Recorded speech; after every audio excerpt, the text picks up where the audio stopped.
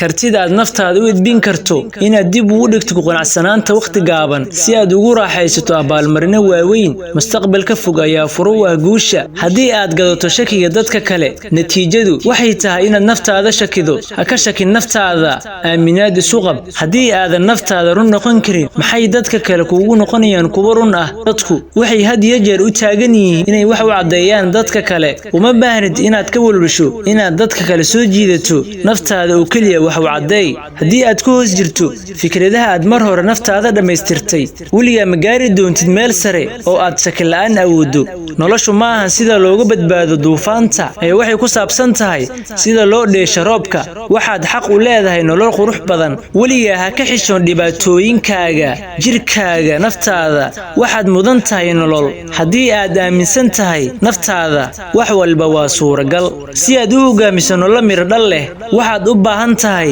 inaad bixiso waxa ugu fiican oo aad dejiso halbeegyadaada gudaha oo aadan la barbar dhigin naftaada dadka kale isfahmidda naftaada waa tijaabo loo qaaday dhanka nabadda gudaha waana tilaabo kugu dhow inaad ku gaarto hamigaaga aan la fulin nolosha aad ayay u gaaban tahay inaad naftaada ku cadaadiso dadka aan xitaa u qalmin inay noqdaan arrin noloshaada ah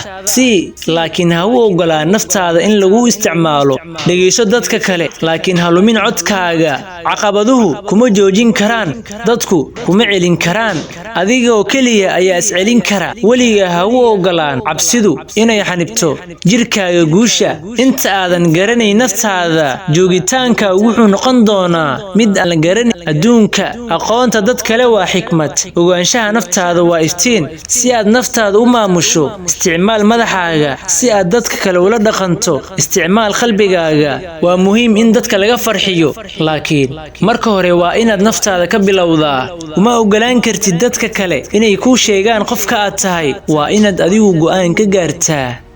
fadlan haddii aad ka heshay muuqaalkan like sar kuna soo biir kanaalka haddii aadan weli ku soo biirin lana soco muuqaaladii u dambeeyay